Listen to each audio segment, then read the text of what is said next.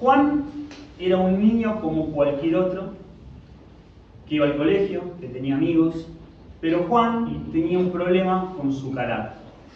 Era un chico con un carácter muy fuerte, que solía pelearse y solía ser muy hiriente con las cosas que decía a sus amigos, y cada vez que volvía del colegio había una advertencia de las maestras que decían que Juan otra vez había peleado con alguien, o de la familia, que Juan decía groserías y trataba mal a las personas. Así que su papá y su mamá tuvieron una idea y le dieron un regalo a Juan una mañana, y cuando Juan abrió ese regalo, le llamó la atención lo que había dentro. Era una bolsa de clavos y un martillo. Y los padres le dijeron a Juan: mira, Juan, vamos a hacer una cosa. Nosotros sabemos que vos tenés un problema con tu carácter y con las cosas que decís, y que eso genera discordia y pelea con tus amigos y con tu familia, así que te vamos a proponer algo.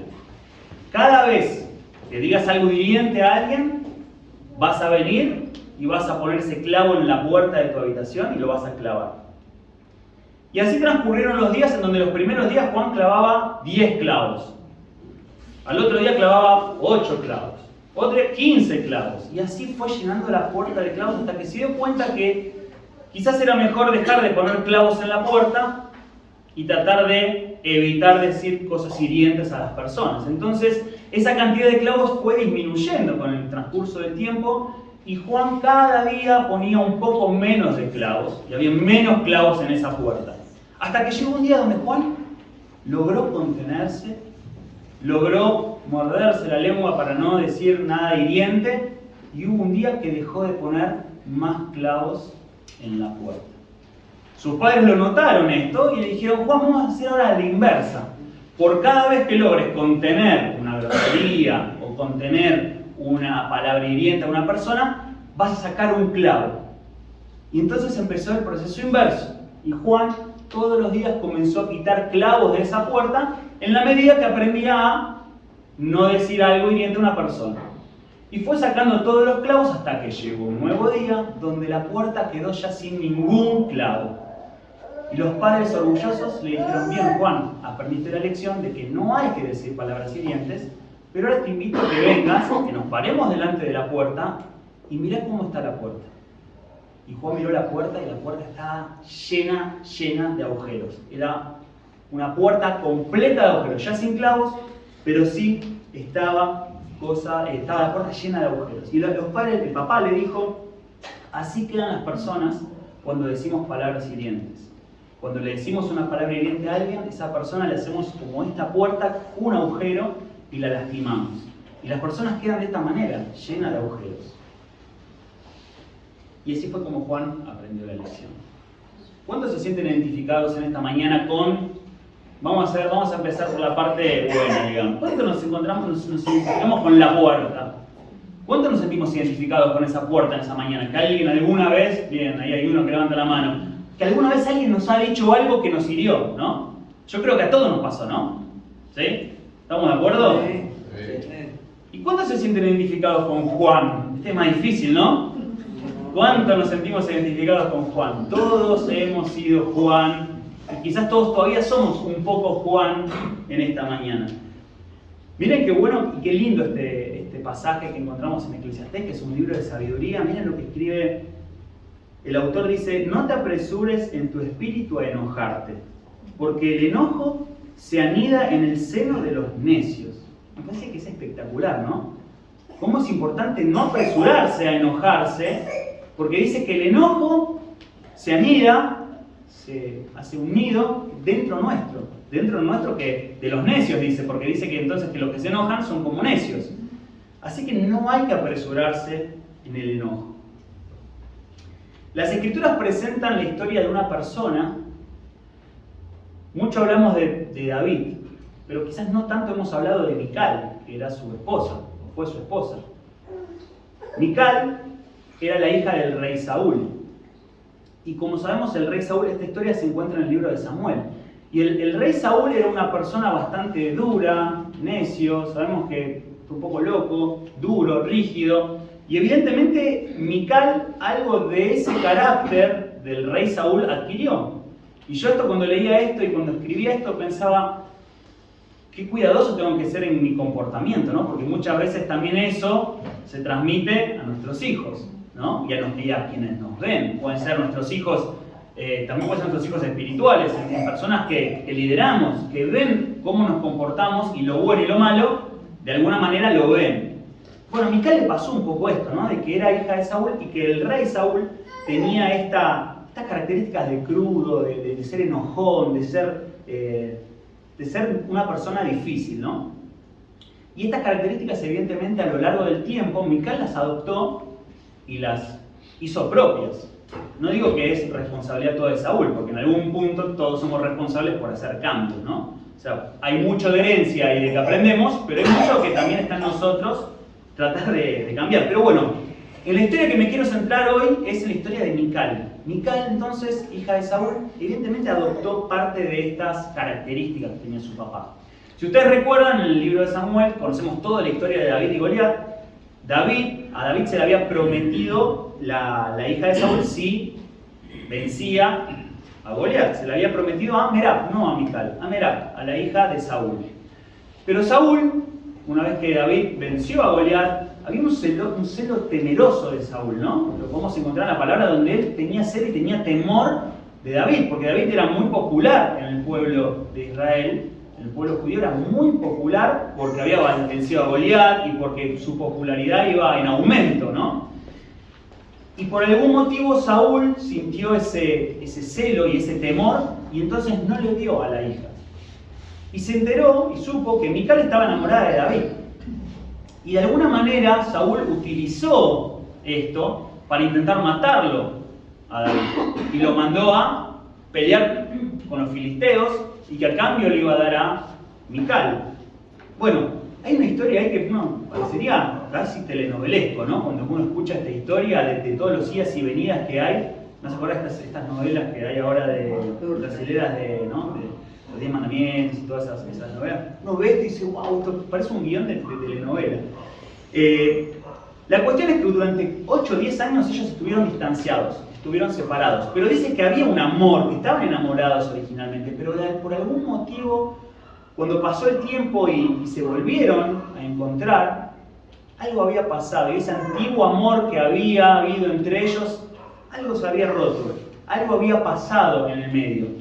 Y si bien no tenemos muy claro qué pudo haber pasado, sí sabemos que hay un día de fiesta que está reflejado en la palabra, en donde David hace un baile exuberante, ¿no?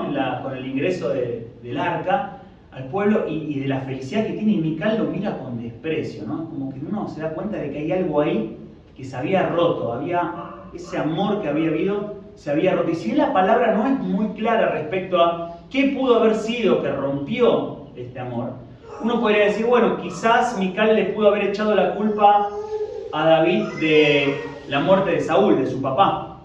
O quizás le podría haber roto su relación el hecho que David permitió que la entregaran a otro hombre, a Mical. O quizás también podría haber sido que le dio celos, o que le molestó de que David tuviera un amor tan profundo y pusiera a Dios en primer lugar y tuviera este amor desmedido para con Dios. Quizás podría haber sido también eso.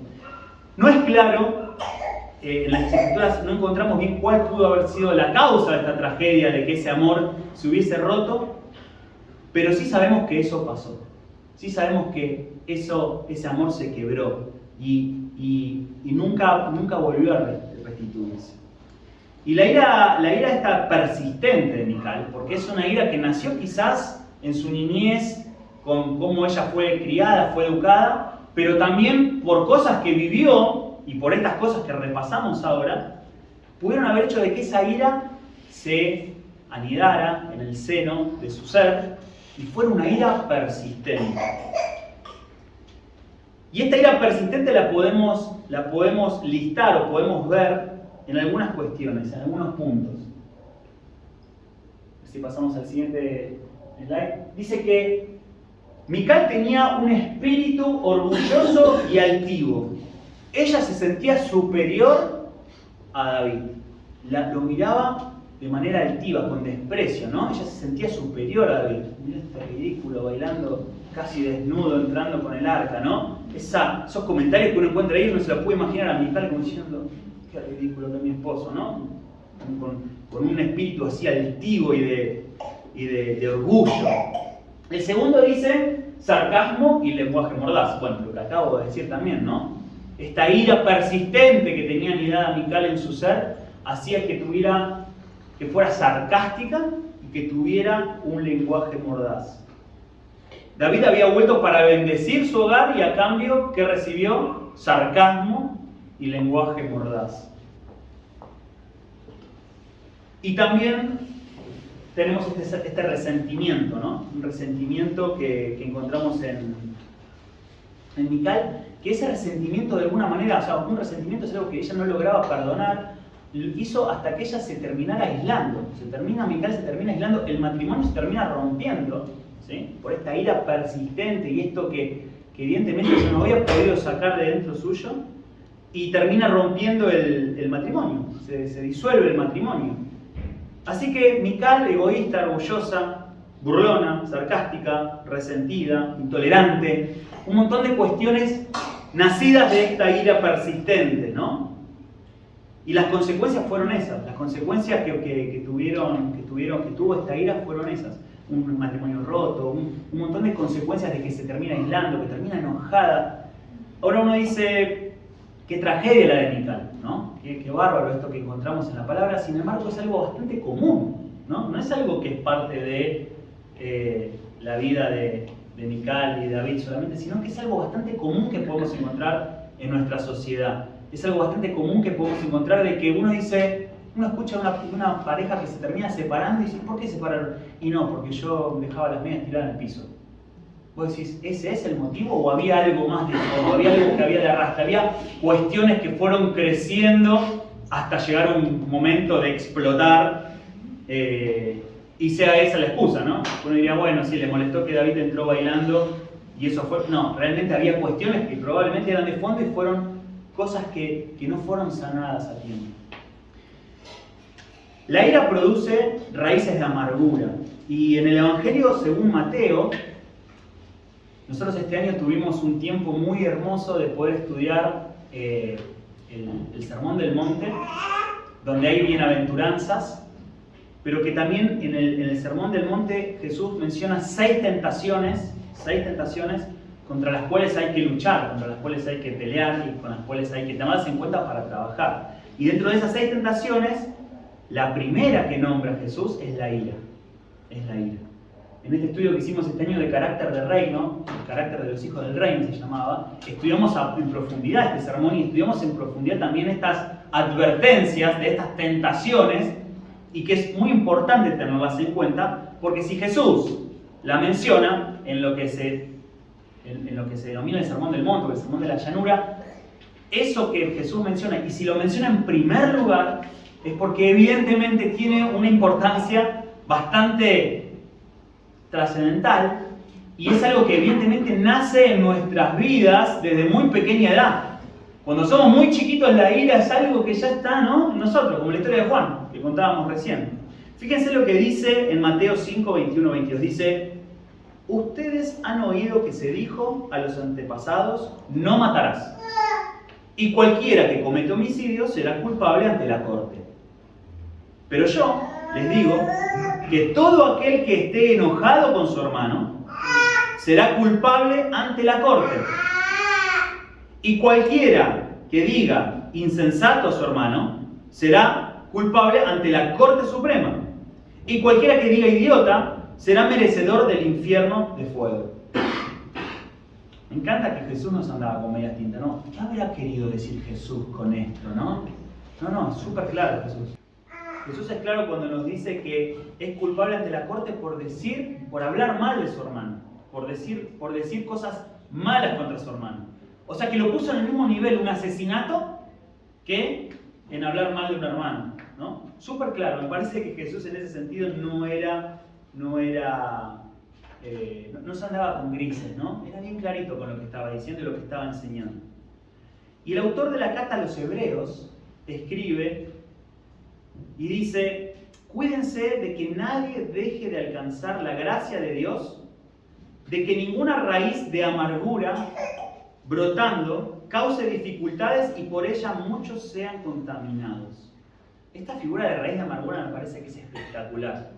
Es espectacular, porque las raíces, si no son sacadas, ¿no? Si no son sacadas, tengo como que vuelve a crecer. Yo tengo en la vereda de casa, cada vez que cortamos el pasto, hay un par de plantitas que salen de plantitas, vamos a decir, por decir, bueno, ¿no? Unos yuyos que salen de entre las grietas de alguna parte de la vereda. Entonces yo voy tic, y la corto, ¿no? Y al tiempo otra vez está la planta ahí. Y voy de vuelta tic, y la corto. Y al tiempo otra vez salió la planta. Y voy a decir, ¿cuándo la voy a sacar? Claro, porque la raíz no es lo que yo estoy sacando. Yo solamente estoy cortando un poquito, estoy podándola a la planta. Le estoy sacando lo que sale de arriba de la grietita del cemento, pero la raíz está adentro. Y por más que yo corto, vuelve a salir. Así que cuando el autor de la Carta a los Hebreos habla de raíces de amargura, está hablando de eso, de que hay algo que está dentro nuestro que tiene que ser quitado. Y es claro, ¿no? Porque dice, cuídense de que nadie deje de alcanzar la gracia de Dios. De que ninguna raíz de amargura brotando cause dificultades. Es decir, que estas raíces no son gratis. Estas raíces de amargura producen y crean dificultades. Hay dificultades que se crean y contaminación que se crea cuando tenemos estas raíces de amargura instaladas en nuestro ser. Y estas raíces de amargura pueden ser, ¿qué pueden ser? Pueden ser, evidentemente son cosas del pasado, ¿no? No son cosas del presente ni del futuro, son cosas que nos pasaron. Puede ser algo que nos hicieron, puede ser algo que nos dijeron, puede ser algo que nos quitaron, puede ser algo que vivimos y que nos lastimó. Así que estas raíces de amargura, ¿sí?, son cosas y son heridas del pasado, cosas que nos han pasado en el pasado. Y parecería ser que lo mejor sería tratar de evitarlo esto, ¿no? Yo les quiero mostrar, fíjense, este ciclo sobre las heridas emocionales. Las heridas emocionales empiezan con una ofensa, ¿no? Algo tiene que ver que nos hiera. Tiene que haber una ofensa, algo que nos lastime. Así que este ciclo, ¿sí?, de heridas emocionales siempre va a arrancar con la ofensa. El segundo paso de este ciclo va a ser la falta del perdón. Si hay falta de perdón, hay resentimiento. Si hay resentimiento, hay raíz de amargura. La raíz de amargura es resentimiento, algo no sanado. Y si hay raíz de amargura, eso se convierte en odio, ¿sí? Entonces fíjense que una ofensa, ¿cómo pasa a ser odio? Y uno diría, bueno, lo más fácil en este ciclo para que no alcanzar ese odio que es antagónico al amor, es el opuesto al amor, uno diría que lo más simple sería no ofenderse. Bueno, no te ofendas y entonces, si no te ofendes, no va a haber falta de perdón, ni va a haber un resentimiento, ni va a haber una raíz de amargura, ni va a haber odio. Pero a veces es difícil no ofenderse, porque hay cosas que molestan y duelen, y son heridas, son cosas que a uno los molesta. Así que a veces es difícil no ofenderse. Me hicieron esto y ¿cómo no ofenderme? ¿Cómo no molestarme por esto? Bueno, entonces quizás el paso siguiente sea, ok, te molestó, te hirió, es entendible porque fue difícil, fue duro, fue algo muy terrible lo que me pasó en mi vida en el pasado y no puedo no sentir esta, vamos a decirle, ofensa, este dolor, no puedo evitarlo. Bueno, pero para evitar esta raíz de amargura y no llegar a ese odio, evidentemente lo que deberíamos de hacer, si no logramos no ofendernos, que sería lo ideal, evidentemente el corte debería estar en la falta de perdón. Es decir, el corte debería estar en perdonar, ¿no? Deberíamos de apuntar a perdonar. El doctor Luther King, hoy lo compartí el otro día en el redes, me encantó porque dice, no lo había escuchado nunca realmente, dice que el amor es la fuerza, es la única fuerza que puede convertir un enemigo en amigo. El amor es la única fuerza que puede convertir un enemigo en amigo. Y yo pensaba, ok, si el amor es la única fuerza que puede convertir un enemigo en amigo, probablemente lo contrario produzca lo contrario. Es decir, que la falta de amor o el odio probablemente sea algo que convierta un amigo en enemigo, ¿no? Y me gusta porque Jesús también dijo que ¿por qué nos van a conocer como discípulos de Él? Nos van a conocer porque venimos el domingo a la iglesia, nos van a conocer porque cantamos lindo, nos van a conocer porque predicamos lindo. No, ¿viste? Cuando ora una unción espectacular. este es hijo de este es un discípulo de Jesús. No. Jesús fue súper claro también con esto. Dijo, los van a conocer como mis discípulos, ¿en qué? Se aman los unos a los otros. ¿A los amigos? ¿Con los que se llevan bien? No, con todos. En que se amen los unos con los otros, serán conocidos como discípulos de Jesús. Clarísimo. Sin lugar a dudas, nuevamente Jesús dando la enseñanza y poniendo las pautas de qué es ser llamado un discípulo de Él. Así que cuando queramos cortar estos ciclos, ¿no? Parecería que lo mejor sería no ofenderse. Y estas heridas, generalmente una herida, cuando uno dice, bueno, ¿cómo sano esta herida? ¿Cómo hago que esta herida no esté más? ¿La herida se va y desaparece? La herida, la lastimadura está y de ahí, chau, no se ve nunca más. Yo les puedo contar, si les mostrara mi cuerpo, la cantidad de heridas que tengo, pero que esas heridas se han convertido en cicatrices. Una fácil de ver es una que tengo acá, 7 puntos porque choqué con la moto y tenía la trompa así, hinchada cuando choqué con la moto y me dieron 7 puntos. Y les puedo asegurar que dolía, tenía que tomar juguito porque no podía ni masticar del golpe que me di. Sin embargo, el tiempo hizo que esa herida cicatrice. Y lo que antes dolía cuando me lo tocaba era terrible, hoy lo toco, no me duele. Y así le podría mostrar las piernas de chico de las veces que me caí. Y creo que cada uno de nosotros tendremos varias cicatrices, ¿no? A mis tíos los veo que tienen varias cicatrices también conocidas. Y que esas cicatrices que en algún momento fueron dolor, porque cicatrizaron y porque sanaron, ya no duelen más. Una indicación de una herida que no terminó de sanar es una herida que duele. Sí duele porque todavía no terminó de sanar, ¿no? Hay algo que no terminó de sanar en esa herida. Así que evidentemente hay heridas y cicatrices, heridas que se tienen que convertir en cicatrices para que dejen de doler. Y una cicatriz es un recordatorio, ¿no? Yo no me subo más, no, y si me subo me pongo el casco. Es un recordatorio, ¿sí? Así que yo sané y la cicatriz está, ¿sí? No es que desapareció, sigue estando y me recuerda algo, ¿sí? Pero la verdad que no le tengo bronca a las motos. ¿Por qué? Porque bueno, fue algo que sanó. ¿Estamos bien hasta acá? ¿Nos sentimos representados un poquito con alguna de estas cosas? Bueno, vamos a pasar a una parte que me gustaría que antes de hacerlo podamos orar juntos el Salmo de David, que es el Salmo 139, 23, 24, ¿sí? Antes de pasar este tiempito, yo les invito a que cerremos los ojos y que hagamos esta oración. Digámosle, Señor, examiname y examiná mi corazón. Probame y conocé mis pensamientos. Y fíjate si en mi interior hay un camino de perversidad y guíame en el camino eterno. Amén. David en esta oración lo que dijo es, creo que está todo bien. Creo que tengo todo bien. Pero, Señor, examíname. Fíjate si no hay algo que no está tan bien. Si hay algo que por ahí hace falta que yo sane. Si hay algo que hace falta que yo mejore, ¿no? Porque uno muchas veces dice, bueno, la verdad es que yo no soy ni Juan, no soy la puerta. A ver, examinémonos, pidámosle al Señor si no hay algo que nos esté pasando. Y si están de acuerdo, me gustaría ir al tratamiento para esta situación, de esta raíz de amargura. Me gustaría que primero pudiéramos ir a hacer una especie de chequeo clínico, ¿sí? Uno cuando va al médico, ¿qué hace? El médico le dice, bueno, vaya a hacerse análisis de sangre, sáquese la placa, análisis de orina, no sé para qué viene el médico, nos van a hacer todas estas cuestiones, pero es una forma de explorar y de examinar y de analizar si no hay algunas cuestiones que no estén del todo bien y que tengamos que acomodar. Y las voy a leer para no olvidar ninguna, y que por cada una que diga le voy a dar unos segundos para que pensemos si no hay algo de esto que nos esté pasando. Señales que pueden mostrar que tenemos alguna raíz de amargura en nuestra vida. ¿Te quejas de forma constante sobre algo o alguien? Pensémoslo. ¿Te quejas de forma constante sobre algo o alguien? Vamos al segundo análisis.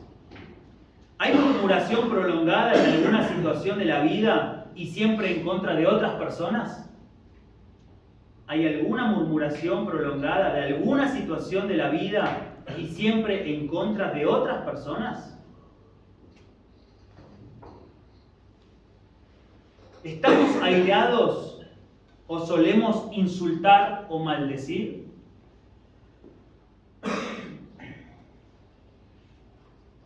¿Tenemos siempre recuerdos vivos de aquello que nos causó daño?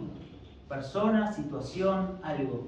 ¿Tenemos el recuerdo vivo todo el tiempo con detalles como nombres, palabras, cosas, situaciones que fueron dichas y hechas?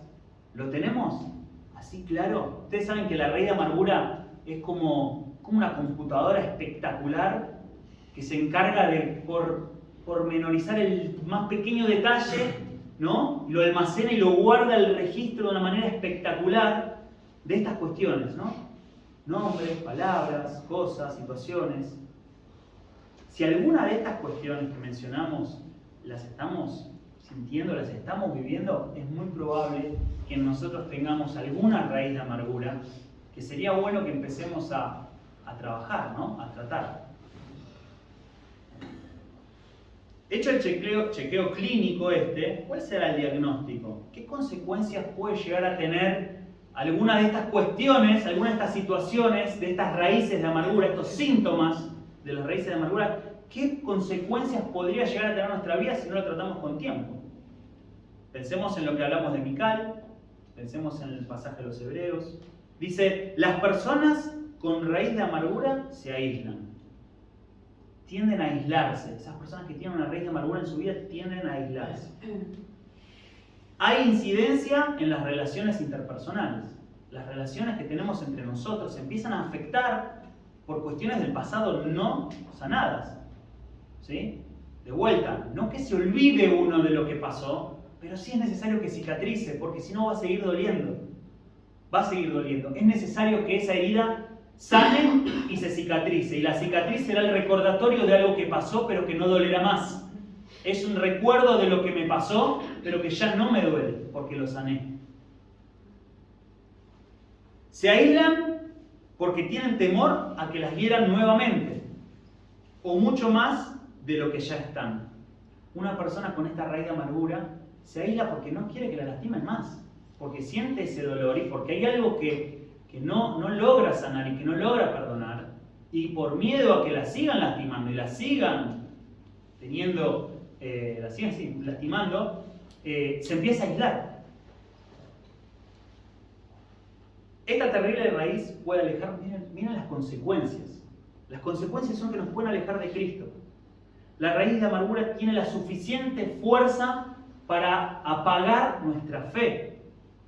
Y es un riesgo que no tenemos que tomar. Y no lo digo yo, lo dice la palabra. Lo dice la palabra cuando nos dice en Hebreos 12:15, y lo vuelvo a leer. Cuídense de que nadie deje de alcanzar la gracia de Dios, de que ninguna raíz de amargura brotando cause dificultades y por ella muchos sean contaminados. Es decir, que esta raíz de amargura, estas heridas no sanadas, aparte de alejarnos, aparte de aislarnos, aparte de hacernos tener temor de ser heridos nuevamente, afecta nuestra relación con Dios y afecta nuestra relación como cuerpo de Cristo. Se ve afectada la iglesia cuando estas cuestiones aparecen. Porque si somos cuerpo y hay una parte del cuerpo afectada y hay una parte del cuerpo que tiene una raíz de amargura y hay resentimiento y hay dolor y hay malestar, es importante que lo sanemos. No, sanate. No, tenemos que sanar como cuerpo. Todos tenemos que sanar. Si hay una parte infectada, se infecta todo el cuerpo. Lo dice la palabra. Entonces, entre todos tenemos que abrazarnos y sanar juntos. Juntos. No es tu tema, no es mi tema, no es responsabilidad tuya, no es responsabilidad mía. Juntos tenemos que abrazarnos y sanar heridas. Esa es la invitación. ¿Y cuál será el tratamiento para esto? Y con esto me gustaría cerrar. Bueno, el tratamiento recomendado y creo que es un paso a paso bueno e importante a dar sería: debemos sacar algo bueno de lo malo que hemos vivido, ¿no? Yo recién contaba lo de la herida, ¿no? Bueno, algo bueno, la verdad que no estuvo bueno. Pero bueno, algo bueno fue que no me subo más a la moto y me pongo casco con él. Eso podría ser algo bueno, algo bueno que aprendí. Así que de cada cosa que pasemos, hay algo bueno que deberíamos aprender. Miren, les quiero leer de Jeremías 15, 18 y 19, no está, pero se los leo. Dice, ¿por qué? El profeta Jeremías le dice a Dios, ¿por qué hay una situación de dificultad? ¿Sí? Él está pasando por un momento difícil con el pueblo de Israel, que es terco, que no entiende, y bueno, Jeremías está mal, ¿sí? Y le dice al Señor, dice, ¿por qué es mi dolor perpetuo y mi herida incurable que rehúsa sanar? ¿Serás en verdad para mí como corriente engañosa, como aguas en las que no se puede confiar? Entonces dijo así el Señor, si vuelves, yo te restauraré, en mi presencia estarás. Si apartas lo precioso de lo vil, serás mi portavoz. Dios le está diciendo a Jeremías, mira, yo entiendo tu momento de dificultad, sabe que yo no te lo mandé el momento de dificultad, no te mandé esa situación difícil que viviste, pero ¿sabes qué? Yo tengo el poder para convertir eso en una bendición. Si confías en mí, si te acercás de vuelta a mí, si me buscas, eso que fue maldición, eso que fue herida, eso que fue algo que te lastimó y que te hirió, yo lo puedo convertir en bendición. Así que de ese terrible problema y de esa terrible situación, Dios tiene el poder para convertirlo en una hermosa bendición. ¿Una herida en una hermosa bendición? Sí. Sí, lo puede convertir en una bendición. ¿Cómo?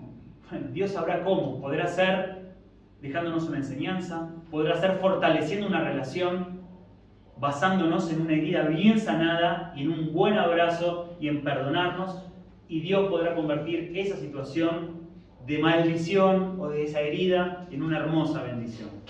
Ahora, en el segundo paso es que si Dios tiene el poder para hacerlo y nosotros podemos acercarnos a Él y Él puede convertir eso en una bendición, lo segundo será perdonar y expresar perdón.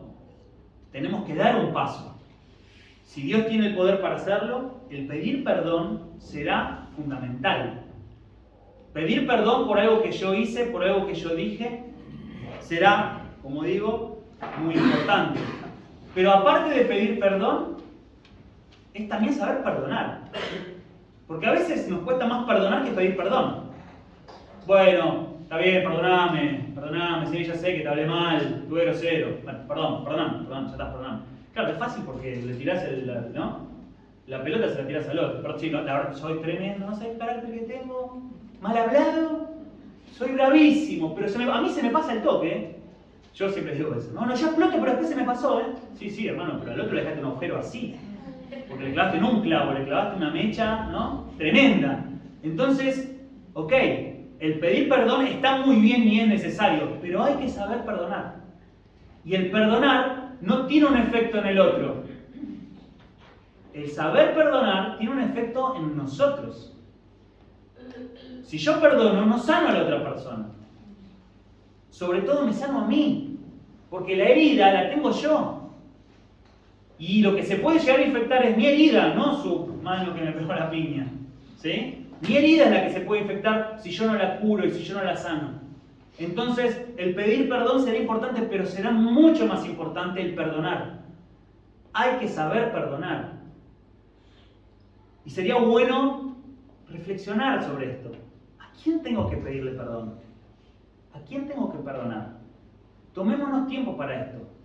Porque ya vimos el diagnóstico antes, ¿no? Cuando estábamos hablando. Hay cosas que si estamos identificando que hay esas cuestiones en nosotros, evidentemente hay alguna raíz de amargura que tiene que ser sanada. Esos son síntomas seguros de que hay alguna cuestión de fondo. Seguros. Entonces es bueno identificarlo y trabajarlo y tratarlo.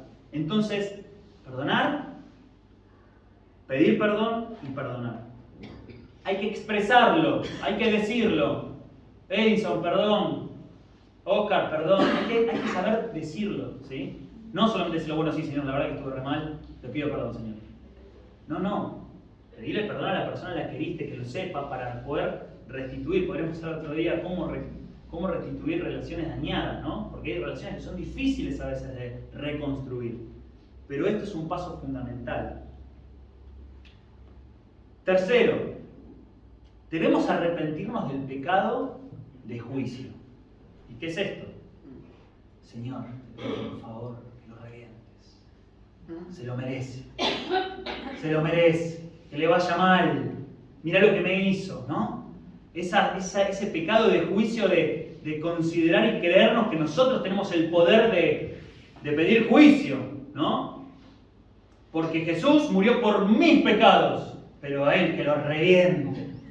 Lo reviente porque se lo merece. Porque Jesús murió por mis pecados, no por los de Él. Hay una película que me parece espectacular y siempre que puedo la recomiendo para los que no la hayan podido ver, que se llama La Cabaña. Que es una película que en un momento hay un mensaje que a mí me partió la cabeza y es Dios hablando con un papá que perdió a su hija porque fue asesinada. Tremendo. El hombre tenía, no una raíz, tenía un bosque de amargura. Estaba dolido. ¿Cómo no estarlo? Un dolor tremendo. Y Dios en un momento lo confronta y le dice, el asesino de tu hija también es mi hijo. Y yo también morí por él. ¿Qué hacemos con esto? Si vos tenés dos hijos y uno se porta mal y lo lastima al otro, ¿lo condenás al infierno a uno y el otro lo mandás al cielo? No, porque son tus hijos. Porque los amás de igual manera a los dos, por más que uno sea tremendo y el otro sea buenísimo. Los amás a los dos por igual. Y ese es el mensaje, que Jesús murió por el pecado de todos, no por el de uno. No por solamente las ofensas bajitas, por las grandes, no. Por la de todos. Por las del que te ofendió también. Por el del que te lastimó también. No solamente por los tuyos. Así que Dios nos libre en este tratamiento de ese pecado de querer enjuiciar al que me hizo daño. De querer que Dios lo castigue. De que le vaya mal. Miremos de vuelta a la cruz. Y el máximo gesto de amor que nos invita a hacer Cristo, esto de amarnos los unos a los otros, Él nos lo explicó súper claro. Él nos lo explicó súper claro. Dijo, ¿saben cómo es, chicos? Es así.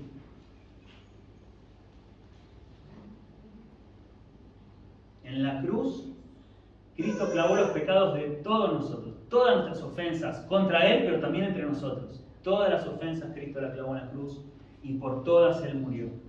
Eso es lo que tenemos que imitar. Si somos cristianos, si somos pequeños Cristos, si eso es lo que nosotros queremos, si queremos la salvación, está todo bien, ya está. Por creer ya somos salvos. ¿Queremos ser discípulos de Cristo? ¿Queremos ser seguidores de Cristo? Imitémoslo. No nos quedemos solamente con Él, ¿sí?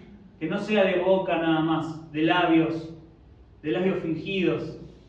Que sea realmente vivirlo, practicarlo. Esta mañana, para cerrar, me gustaría hacer una oración y me gustaría que nos pusiéramos de pie y que pudiéramos terminar con esta oración.